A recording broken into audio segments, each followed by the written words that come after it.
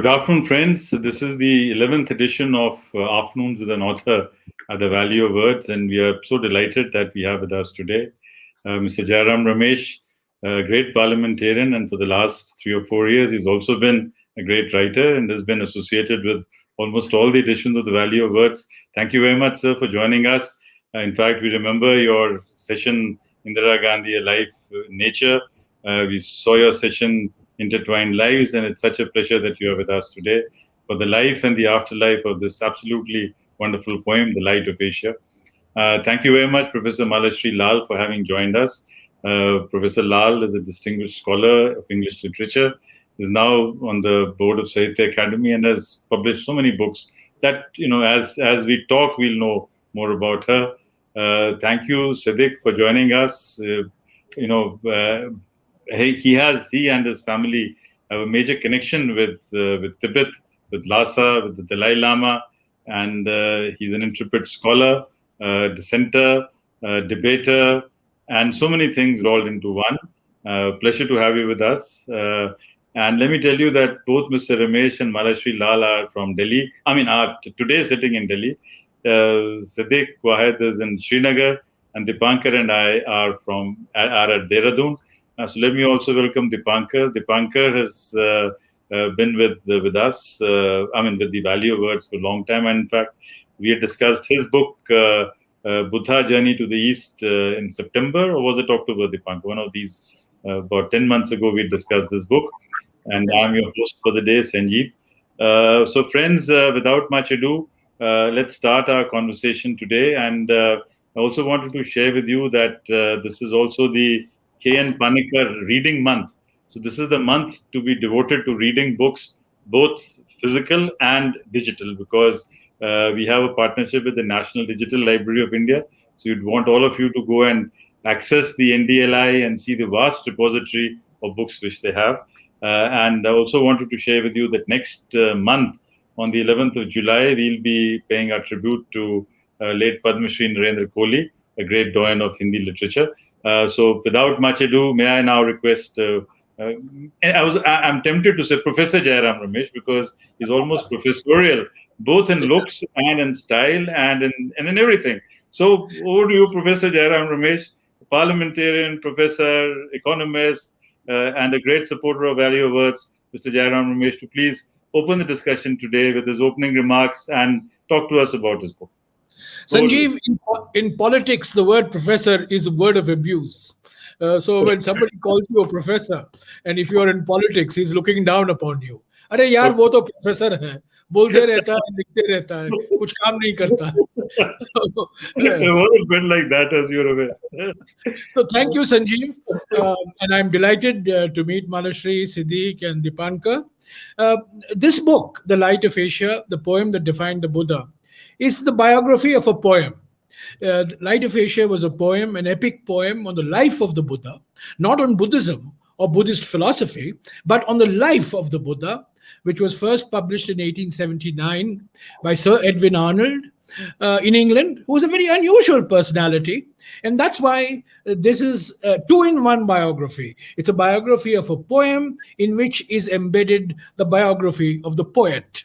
Because Edwin Arnold was the translator of the Hitopadesha, he was a translator of the Gita Govinda, he was a translator of the Mahabharata, and he translated the Bhagavad Gita. And his translation of the Bhagavad Gita, the Song Celestial, became one of the great all-time abiding favorites of Mahatma Gandhi till his very last. Now, The Light of Asia had a sensational impact, not only in England, but in America, in Europe, and of course later on in India. It got translated into 13 European languages. It got translated into something like 9 East Asian and North Asian languages, and got translated into about 12 Indian, South Asian languages. So it had an extraordinary literary impact. It had an extraordinary cultural impact. It had a very profound political and social impact. Through the individuals it influenced, whether it was Vivekananda, whether it was Tagore, whether it was Gandhi, whether it was Nehru, and later on, of course, Dharmanand Kosambi and Dr. Ambedkar. Now, it played a very important role in the social reform movements in Travancore first with the SNDP, Sri Narayana Guru, and later on in the Madras presidency, the Social Justice Party, the Justice Party, and the people who were confronting and challenging Brahmin orthodoxy, first in South India and later on in other parts of India as well. It also was the basis of one of India's earliest films, The Light of Asia, an Indo-German film which was produced and acted by the great Himanshu Rai in the title role.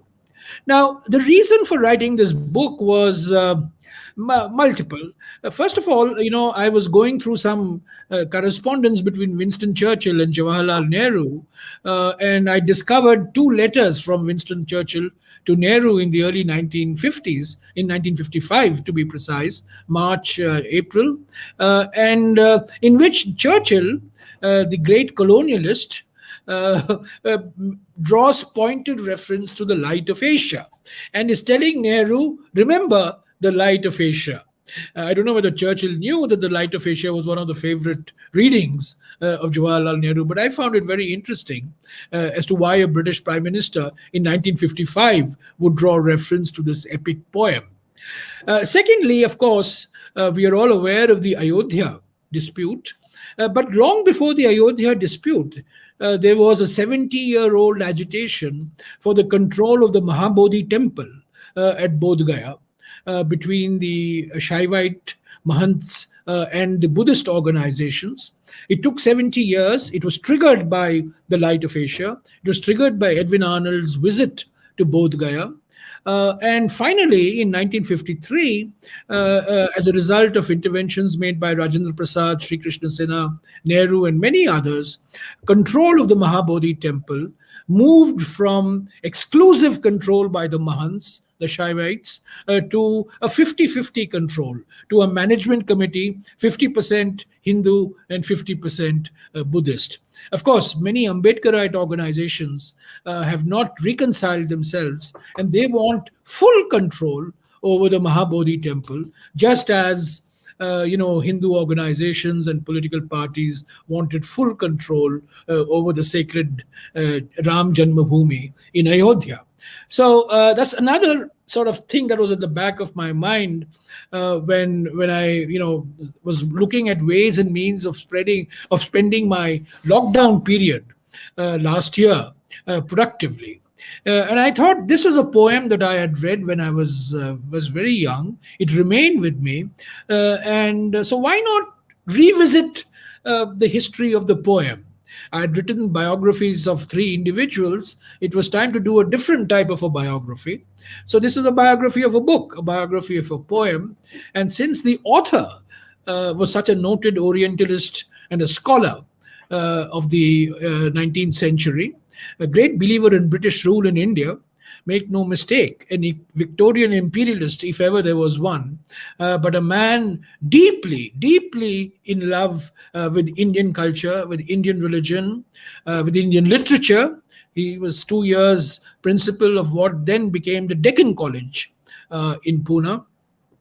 And therefore, as I said in the beginning, it just became a 2-in-1 biography of a poem in which is embedded the biography of a poet. So it tells the story. It tells of why this poem became so influential, why it had the type of sensational impact it had, and why it remains today a milestone in the modern historiography of Buddhism and of Buddhist thought. And my take on this poem is that because this poem focused on the humanity of Buddha, not on the divinity of Buddha, it focused on the humanity of Buddha, focused on Buddha's life. After all, Buddha didn't become the Buddha by following a Buddha. Buddha was the first person to say, follow the light within you, be an experimenter. So in many ways, the divinity factor, which is divinity divides, humanity unites. And by focusing on the humanity, I think what Edwin Arnold accomplished was a popularization of the very idea of Buddha. of the life of the Buddha. And I think, although he was no great scholar, he was not an academic, not a historian, he was not a philologist, he was no Max Muller. However, he achieved far more through his poem than many other academics and scholars did. And that poem has remained with us today. It gets translated. It has been translated into, as I said, Hindi, Bengali, Tamil, Kannada, Malayalam, Sindhi. It has got translated into Sindhi, and it has true translations into Punjabi as well. And the reason, the motivation for this translation was Buddha's message of challenging caste orthodoxy. And it became even the Hindi translation called Buddha Charit, done by Ramchandra Shukla in 1922. The main message in these translations was that Buddha was a social reformer. Buddha was challenging Brahminical orthodoxy and orthopraxy. And that the great lesson we must draw from Buddha is that we must move towards a society in which there is no caste stratification. And in fact, this is the message of Dharmanand Kosambi. And ultimately, this became the main message of Dr. Ambedkar, whose posthumous book that was published posthumously was called The Buddha and His Dhamma. And as we all know, Dr. Ambedkar and lakhs of his followers actually converted to Buddhism in October 1956. I was fortunate, thanks to my friend Siddiq, to have His Holiness the Dalai Lama write the foreword for this book. And I think the COVID lockdown was just the period to reflect on the Buddha, to reflect on this poem, to reflect on the message of the Buddha, not the dogma, not the creed, not the religion, but what the Buddha taught and what the Buddha actually practiced in his life. So Sanjeev, this is a broad overview of this book, and I now turn it over to my colleagues for tearing it apart. Thank you so much, sir. Over to you, Ms. Lal. Indeed, a great pleasure to have read this book, Jairam Ramesh. As you rightly said, it's the biography of a book. And like any personalities, the book also seemed to have met many people around the world and influenced them. The Dalai Lama's preface I was very much taken up with because he makes a link between Buddhist thought and science. And my own background being the way it is, I thought I would pick up the strand of this book through Bengal, because there is so much that links the story of the Light of Asia to several important characters and events. Now, inevitably, one talks about Rabindranath Tagore, and I was delighted to read all the details. 1922, as you rightly pointed out, Tagore goes to Bodh Gaya, and he's carrying a copy of the Light of Asia with him. When he sees and knows the controversy that's happening with the Bodh Gaya temple and control over it, he writes a statement which you have reproduced in the book, that a place where the Buddha got his enlightenment should really belong under the control of the Buddhists. Now, he himself, of course, was from the Brahmo Samaj and therefore against the caste orthodoxy, a believer in reform movements. He was not going to give in to idolatry. So the appeal of the Buddha to him was manifold, particularly in the range of equality for women and men and equality across the board, overcoming the prejudice of caste. So Buddha and Buddhist thought remained important to Tagore, and we are all aware of the plays that he wrote, the works that he wrote, like Noti Pujo or Pujarini, and of course Chandalika, where Ananda asks for water from a girl who is supposedly an untouchable. And even when she tells him, look, I'm an untouchable, he said, all people are equal, so please give me some water. Now, the Mahabodhi temple controversy, which you just touched on also, has its links with Bengal too, because the Mahabodhi society was in Calcutta. And there was a huge grant that came in from Mary Foster, the American billionaire from Honolulu. So that again I found was an extremely interesting strand that you've pulled out. Now it seems to me one of the reasons why the book appealed across ages and people is that people attributed to the book what their interests were.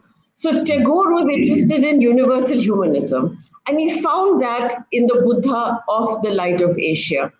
From that, I moved to my second reference, which is Vivekananda.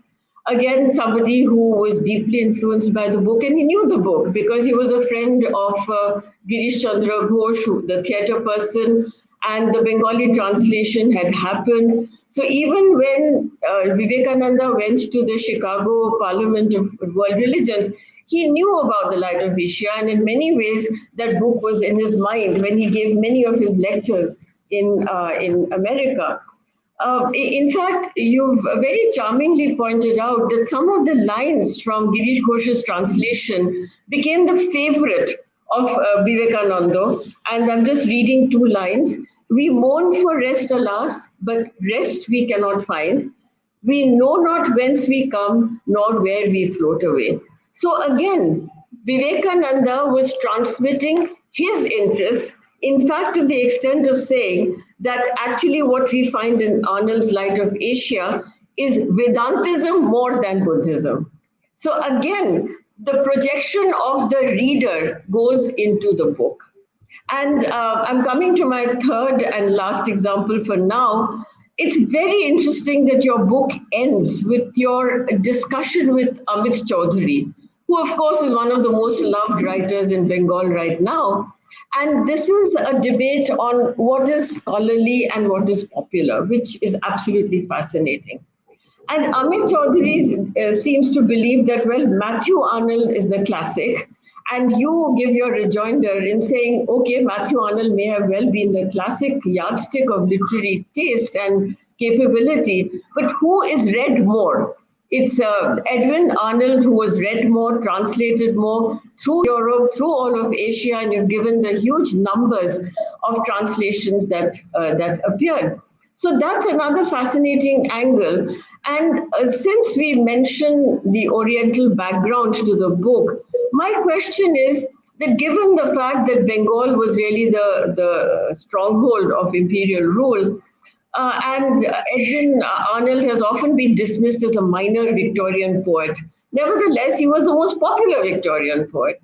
So was he an Orientalist? And as you just mentioned, and in your book, there are several examples, he was a great, solid supporter of imperial rule.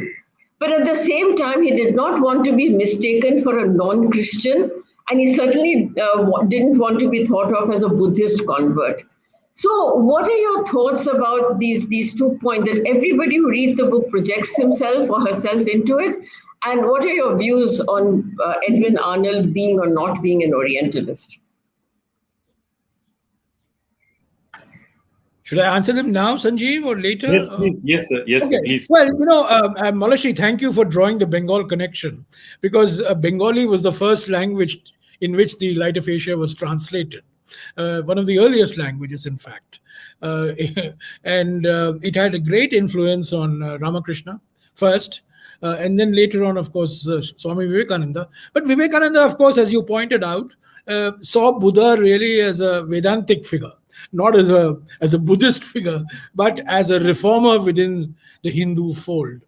Now, I part company with a lot of scholars, including my friend Shashi Tharoor, for example.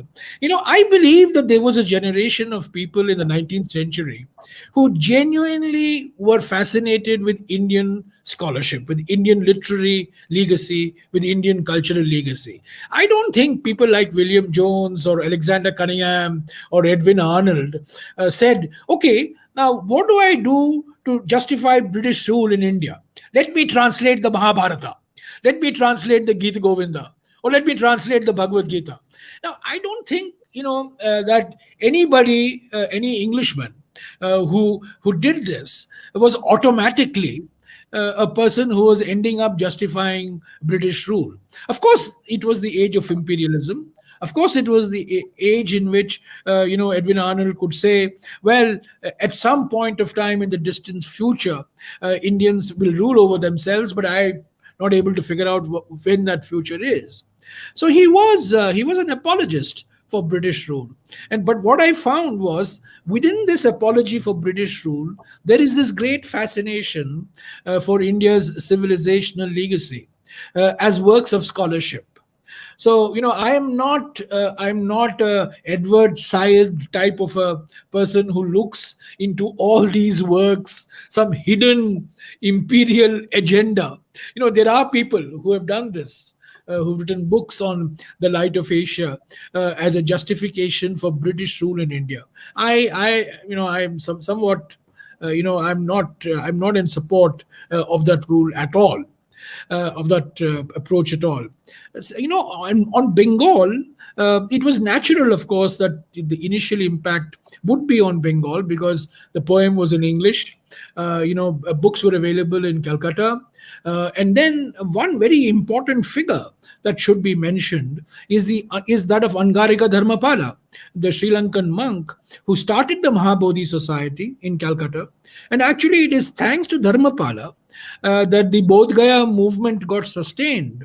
And not only Bodh Gaya, Malashree, even the revival of Sarnath, became a very important event in India's political history, largely because of Dharmapala and the great contributions and support that he received from Mary Foster. Incidentally, one fact that I have mentioned, which may raise some eyebrows, but I mention it as a historical fact, is that many of these figures, whether it was Vivekananda or whether it was Dharmapala, they drew support, financial support, from elderly Western ladies, in search of spiritual salvation. Even Jagdish Chandra Bose, for example, falls in the same category. My response to this, I'm so glad that you drew the Bengal connection, because there is a deep-rooted connection with Bengal, not only through the Tagores, but Sister Nivedita, and then Abanindranath Tagore, and many other figures subsequently. Thank you. Professor Wahid, please. Oh, sorry. My apologies. Thank you very much. Thank you, Jairam, for writing the book. Thank you to Penguin for publishing it, and Sanjeev for inviting me to this, and Deepika, who I don't see, for trying to get the book to me, which is en route, I think, somewhere along the way. But at any rate, before I begin, I really would like to have a confession to make. And the confession is that as a second-year doctoral student, I had to appear for something called the general examinations, where you had to pick 3 topics which were outside of the mainstream of your interest, which was in Eurasian political history. And one of the subjects I chose was Mahayana Buddhism because of Tibet and that connection. So going through the stacks in the library, I came across Light of Asia. And I read it very quickly and put it right back down. And to confess, my decision to put it back on the shelf was dictated by a typical second-year doctoral student bigotry, which is no footnotes, no bibliography, no comparison with other religions. What the heck is this? And put it right back. Until Jairam sort of resurrected it, for me at least, in a big way when he first revealed that he was working on this. In my own defense, I must say that it was at a time when Edward Said's Orientalism was the rage.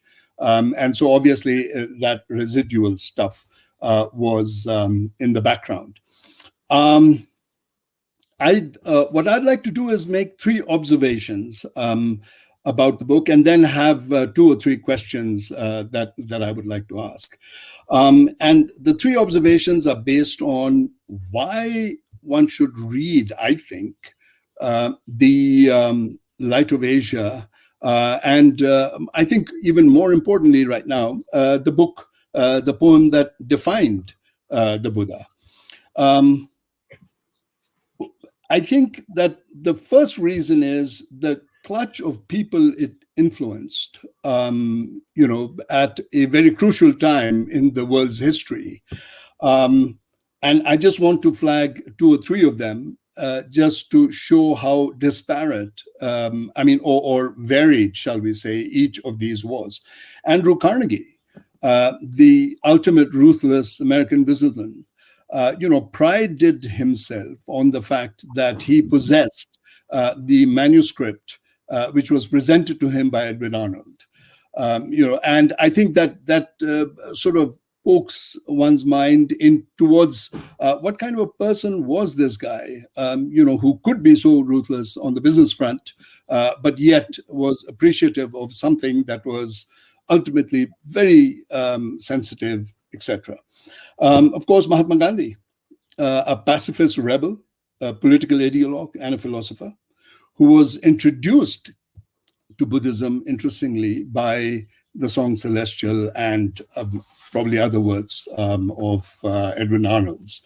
And then third person who's already been mentioned is Winston Churchill, who presumed to push it to Jawaharlal Nehru, the quintessential, Churchill being the quintessential unapologetic imperialist, who recommends it as something that Nehru ought to read for the future of India.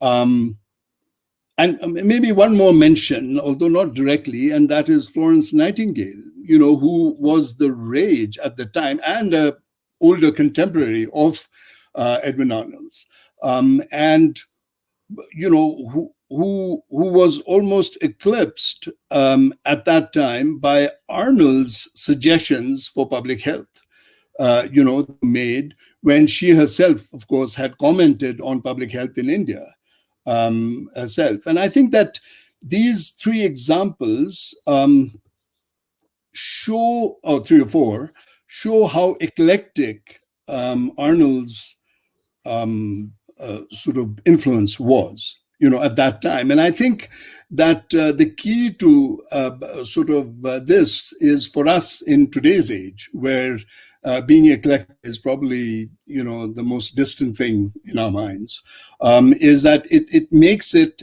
an example for people to look at and to follow. And certainly, I think there's an MPhil or even a PhD dissertation in the making about intellectual history in India, South Asia, at about that time. The other thing is also what made the second thing that was very, I think, noteworthy, is that we are forced to see that Arnold came to India for the first time in 1857, December. One has to sort of imagine that the residual effects, post-traumatic stress disorder, or positions were very vitiated at that time. And amazingly, he seems to have sailed through all of that, somehow blocked his mind in vis-a-vis the political debate that must have been raging at that time, and sort of proceeded to work on Indian works, interestingly, in all the 3 major religions that were represented in India. Hinduism, Buddhism, well, Buddhism not represented so much as being the original sort of place of, and Islam. And I thought it was fascinating that he should write a poem on the 99 names, and I can't wait to get my hands on that, at some point in the near future, because it shows, again, apart from influencing eclectically, he was an eclectic and very absorptive mind in his own sort of as evidenced by his own Oriental trilogy, I think he referred to. And also interesting is that he could find an audience for all three of these, sort of people. The third fact, which really needs noting, is that the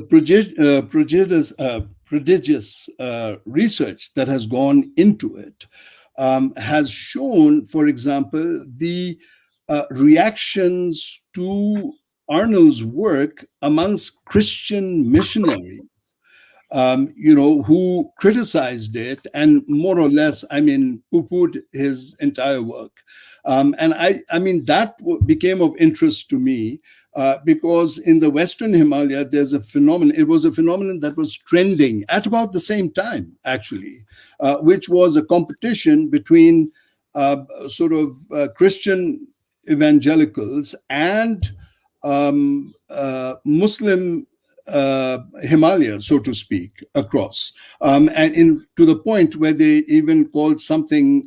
They started I think it was a journal of some sort called the Muslim World, which now you can sort of extrapolate or go back, retrogressively and see that retroactively and see that it may have sort of influenced some sort of Islamophobia amongst Buddhists in the Himalaya, because of those writings. And this was something that also struck me, particularly as a person from Ladakh and so forth.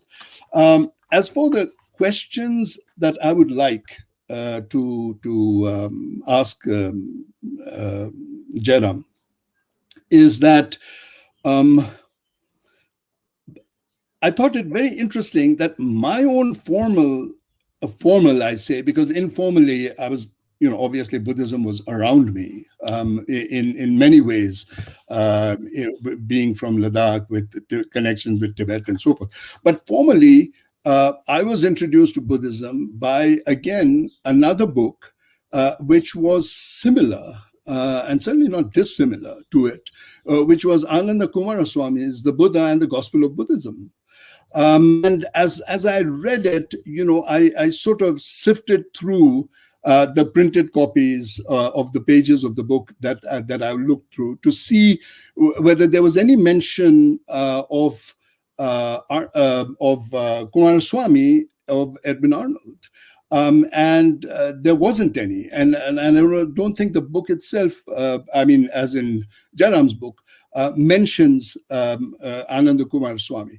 And that book influenced me at about the same time that I was a teenager, as it has influenced Jairam. And I have read it again and again ever since. I think it's a slightly different kind of book, but still there. And I was very perplexed by this and wondering, and that was one of the big questions. But last night, literally, as I was sifting through my Kumaraswamy collection, which is quite extensive and so forth, I found a mention of it in a very short essay, 50% of which is footnotes, as Kumaraswamy tends to be, on the sea, where he is negating the nihilistic sort of interpretation of nirvana. And he in that book, in that essay, Kumaraswamy cites Edwin Arnold.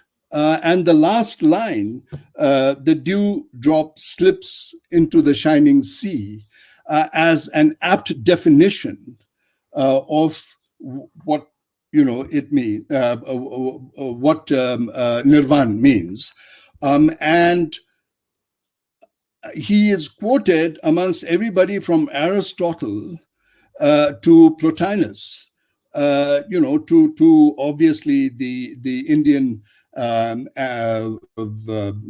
scriptures, including the Muslim Sufi scriptures that Kumaraswamy does. So I felt very satisfied. And so in a sense that sort of preempts my question But also, I mean, I would like to know as to whether there was any interaction. Kumaraswamy, of course, was 2 years old when Light of Asia came out. So he must have. But I was delighted to know, because he, in the Buddha and the Gospel of Buddhism, he has a bibliography, and in the bibliography, Edwin Arnold's book is the first, I mean, alphabetically, the first book that he mentions on the Light of Asia. So my question is, in that, I mean, somewhat longish sort of introduction, but the question is that were there any connections that you saw in it between Kumaraswamy and Edwin Arnold, whether in temper or just in Kumaraswamy's scholarship? A second, so I think let him respond to this one, because we are really running out of time. Right. Okay. Well, I have mentioned Kumaraswamy in passing, and in the context of the fact that Edwin Arnold was the first man through his poem to debunk the negative and passive notion of nirvana. In fact, the great contribution of the Light of Asia, one of the great contributions, other than, as I said, focusing on the humanity of Buddha, it is to clarify the notion of nirvana. Because most people thought that Buddhism was a negative religion, was a nihilistic religion, was a religion that ran away from the world. And the interpretation that Edwin Arnold gives in verse, in the final chapter, the book 8, the lines of which you quoted, the last line of which you quoted, gives a very active and a very dynamic connotation to the concept of nirvana. And I think that was a great milestone, and that was taken up by other scholars. In fact, the academic scholars, like Max Mueller and everybody else, was focused far too much on the negative connotations of nirvana. But Edwin Arnold proved to be an exception to the rule. But let me say, Siddiq, that Kumaraswamy, of course, belongs to that class of people who think that Buddhism is just an offshoot of Hinduism. Sarvepalli Radhakrishnan, for example. For him, Buddha was a reformer in the Hindu context. They don't see the Buddha as distinct from the Hindu tradition. And it's not a surprise that the Gita Govinda, by the 12th century, already makes Buddha to be the 9th avatar of Vishnu, the Dashavatara, but without realizing that the concept of avatara itself is Buddhist, in background. Because Kalki, the 10th avatar of Vishnu, is none other than Maitreya, who is the Buddha that is yet to come. So, and Vivekananda, as Malashree said, for Vivekananda, Buddha was a Vedantist, and this whole Light of Asia was a Vedantic text. He saw no difference between what Buddha was saying. So I think, this is the great Hindu tradition. The Hinduism is a giant blotting paper. It absorbs everything, into its fold. And that's what Kumaraswamy and all these people tried to do. They rejected the concept of a separateness between Hindu philosophy, traditional Hindu philosophy, Hindu in the broad sense of the term, and Buddhism. But yes, I think it's important to recognize that the Light of Asia gave a completely different connotation to the idea of nirvana, which struck many people. Let me, one very quick point before Deepankar comes in. One very quick point. You see, the Light of Asia is very much in the traditional mold of Buddhist historiography. All of us believe that Buddha sought the enlightenment because of the four sights. He saw an old man, he saw a cripple, he saw a corpse, and he saw a monk, and he said, "What is life? I must find the meaning of life." This is the four sights view of why Buddha tried to search, for enlightenment. Dharmanand Kosambi, who was greatly influenced by the Light of Asia, rejected the four sights view. And Ambedkar took up Dharmanand Kosambi, and in fact, Kosambi and Ambedkar are the only two people who, in my view, and Deepankar can correct me, who reject the four sides view. For them, the Buddha sought out enlightenment because he was fed up of fighting between the two clans, between the two tribes over water and over property resources. Common property resources, and that's why he gave up his family, he gave up his immediate background and sought enlightenment. So I think it's important to when we say the poem that defined the Buddha, we look upon Buddha through the four sides view, but there are people of which Kosambi and Ambedkar are the greatest examples, who use this poem to give a completely different interpretation of why Buddha sought enlightenment. Sorry, Deepankar. Am I audible? Yep. Am I audible? Yes.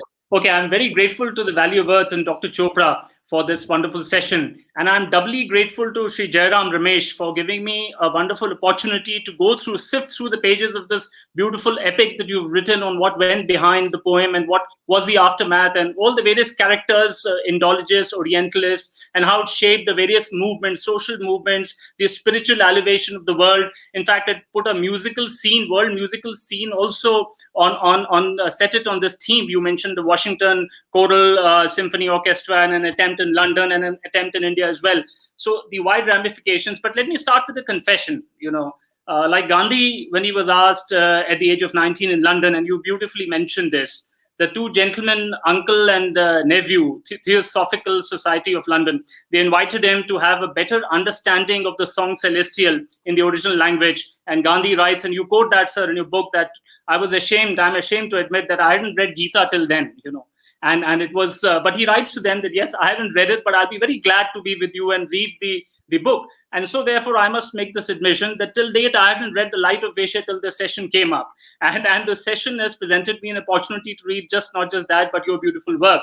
Having said that, it was my first exposure to this book was in Calcutta in July 20, when the Mahabodhi Society of India's General Secretary, Reverend P. Sivali Thero, graced the Raj Bhavan on the occasion of the launch of my book, On the Trail of Buddha, A Journey to the East. And it is then that I discovered the personality and the Orientalist behind Sir Edwin Arnold and the momentous work he has done. But it was only this book, your commentary, which has given me the opportunity to go through it. I must also mention that I started my familiarization with Buddhism was right from Lumbini, the place where Buddha was born. And I was fortunate to be posted there at the customs border as my first assignment back in '98. And I discovered how the message went all the way from Lumbini and places through Sarnath, which I visited at that point of time. And then as a diplomat in Hong Kong, 3 years, I moved in East Asia and saw the beautiful, gigantic, the vastness with which this message is spread across Asia, particularly East Asia, right from Koyasan on the eastern side, southeastern part of Japan. And you mentioned, sir, Yokohama and Kamakura, and right up to Ulaanbaatar, and of course the entire gamut of China. And in fact, surprisingly, the Chinese translation of Light of Asia, you mentioned, sir, in the 21st century, the relevance of this book has come out as late as 2015. And my thoughts were perhaps it might be because they were living, breathing it, pulsating with it for almost 2 millenniums. Of course, since 1949, the history has been a bit different. But perhaps that may have been the reason for a late rising of interest. But my congratulations to you for this very extensive work, sir, for bringing the attention of the world in this epic book and poem. I also was amused by the historical context you beautifully brought out, the interactions between Sir Edwin Arnold and the likes of Alexander Cunningham, because Alexander Cunningham first discovered the sites of Gaya, the exact place where the temple was, which probably must have been a great catalyst for Edwin Arnold to visit it in 1886. And he did it, he did it the same for Nalanda and several other ruins. And you would correct me, I think he read the translations of Huanshan, as we call him, but Zhuangzang, and I talk about him in my book. In fact, his translations were first done from the Chinese into French, and then French into English in the Oxfords and Cambridge, and which is what Alexander Cunningham stumbled upon. And along with the likes of James Prinsep and William Jones, they set the stage for so-called, as you say, revival, rediscovery of Buddhism in the Indian subcontinent and for the whole world, and of which Sir Edwin Arnold was closely following behind with coming up with this epic work. But that also left a thought with me that in the Indian mind, subconscious mind, I would feel, and I would ask you this, request you to comment on this. My sense is that it has been always there at a subconscious level, if not a conscious level. No doubt we had forgotten about where Buddha was born or what the Pali script was, which James Prinsep decoded. But it was there, as you just mentioned, the ninth avatar of Vishnu, and the way the middle class and the country has taken to Buddha as a daily remembrance and a part of the spiritual mindset in the 20th century is probably a testimony to that subconscious mindset. I also was in the impact of Light of Asia, which you mentioned. One immediate impact was the coming back of the control of the Mahabodhi, the temple at Gaya, to the Mahabodhi Society, with a dispute which lasted from 1886 to 1953. I think this is a revelation which comes to me by reading your book, and it's a pilgrimage of sorts. How a story, and you've also mentioned the other 1992 Babri Masjid Ayodhya issue in this context, and how this has had a peaceful end. And of course, you mentioned in 2002, I think there's an attempt to again bring the 100% control with the Buddhists. But I think that chapter, and particularly Angarika Dharampala, who was in fact the first secretary of the Mahabodhi Society of India, you mentioned the connection with Yokohama when he stays in Japan on the way back from America after having addressed the World Parliament of Religions, and how he's presented in the Kanagawa prefecture that beautiful statue of Buddha, which you mentioned was carved by none other than the person who was associated with the making of the gigantic Buddha, the Daibutsu as it's called. The Da means big, Butsu is Buddha of Kamakura, and which I in fact covered in my book. It was the first clan shoguns of Japan, and they tried to emulate the royalty, the splendor, and the grandeur of the kings of Japan who had built that beautiful Daibutsu in Nara, which is again a bronze statue inside. And they copied that and put it in Kamakura. And here, this statue comes from, in a way has its origin there. And how Angarika Dharampala going against the judgments, and you very beautifully brought out those judgments in the district court and the high court between the dispute between Angarika Dharampala and the Mahant. Culminating obviously eventually in the 1953 resolution. So I thought that is a very fascinating part of the impact of Light of Asia. Another concomitant impact on the archaeological front, though you clearly point out it is probably by accident, was how the site of Itikori has been discovered near Hazaribagh by Binoy Behel and Bulu Iman. They simply read the Light of Asia, and I would take this opportunity to just quickly invite the attention of the audience to this lovely lines which you mentioned in your book.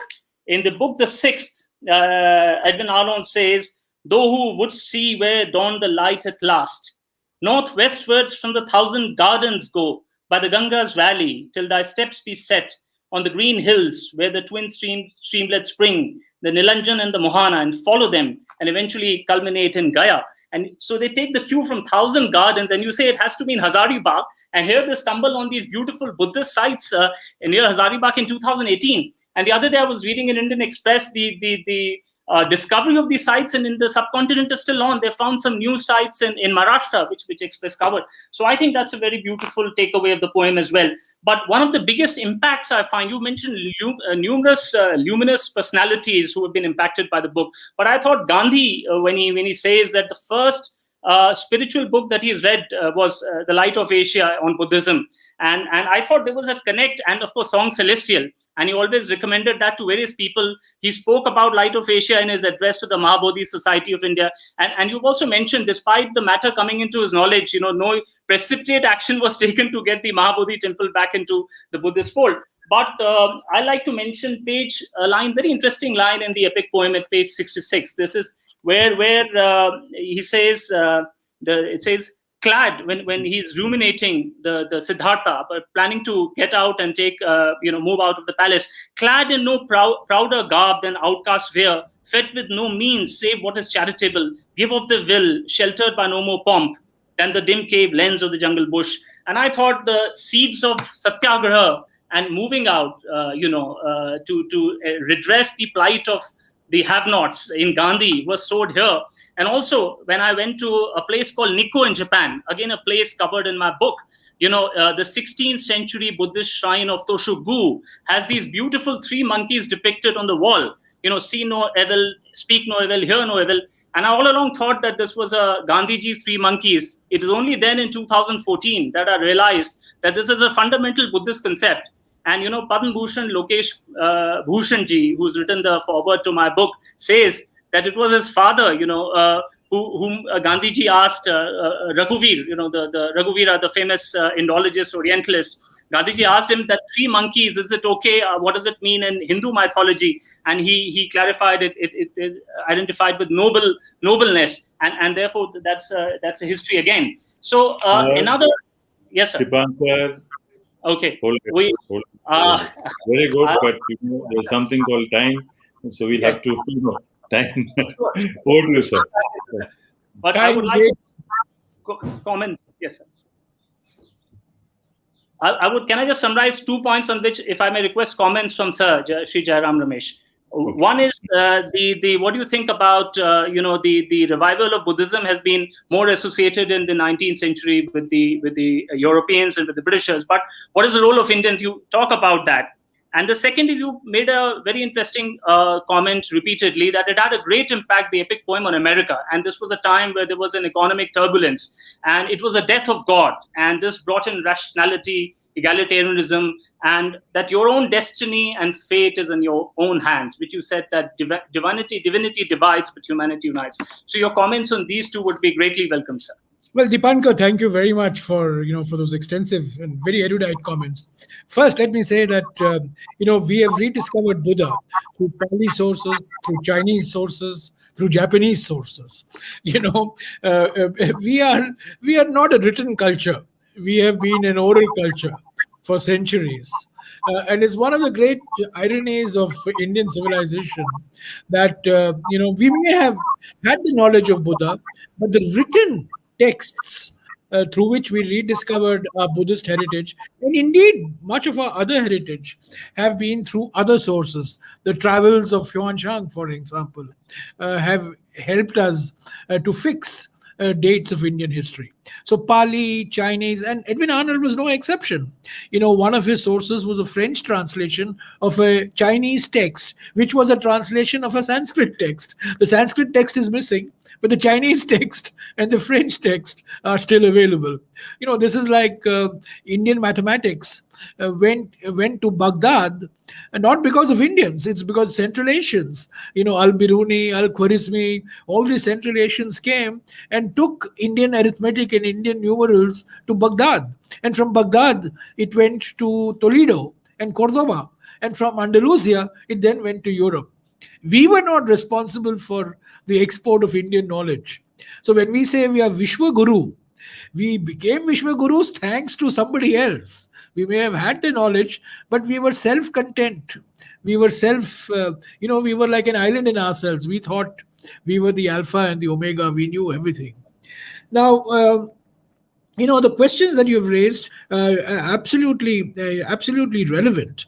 And it's true that there has been a revival of Buddhism. And in the 20th century particularly, I think the revival of Buddhism initially was because of Dharmapala, because of the work that he did in relation to Bodh Gaya and Sarnath. But then Dr. Ambedkar plays the most important role. See, Deepankar, Gandhi, Nehru, Vivekananda, Tagore were cultural Buddhists. Ambedkar was a political Buddhist. Nehru saw Buddha as an element of India's soft power abroad. Ambedkar saw Buddha as an instrument of breaking caste barriers. So there was a political agenda to Ambedkar when he embraced Buddhism. And I use the word political agenda in the noblest and the finest sense of the term. So there has been a revival of Buddhism. There has been a rediscovery of Buddhism. And, Charles Allen wrote this book, The Buddha and His Sahibs, and he made it out as if only the Englishmen rediscovered Buddha, James Prinsep, Alexander Cunningham, Rhys Davids. It's true. But there were a lot of Indians. There were a lot of Sri Lankans. There were a lot of Nepalese who were also involved. Brian Hodgson, wouldn't have become Brian Hodgson without the help of Nepalese scholars. And Edwin Arnold depended on Indian scholars, for his translations of the Hitopadesha, the Gita Govinda, and the Bhagavad Gita. So there were a large number of Indians. Incidentally, even the Kama Sutra, which is the iconic text. The Kama Sutra, people say Richard Burton translated it. Actually, it was an Indian scholar who translated the Kama Sutra, and he didn't want it to be known that he had translated it because he would get into serious trouble. And Richard Burton, then took it over because he had commissioned the translation. So there were a large number of Indians. Rajendra Lala Mitra, for example, plays a very important role. Bhagwan Lalji Indraji was another very important player. So even in the 19th century, there are a large number of Indians who are working with the Britishers, particularly in the rediscovery of India's heritage. Now, it's true that, we may have taken these for granted. This is part of our everyday lives. But how many people knew of the Mahabodhi temple? How many people knew of Sarnath? Certainly, I think in the 20th century, this ancient civilizational, Ashoka was a forgotten figure, frankly.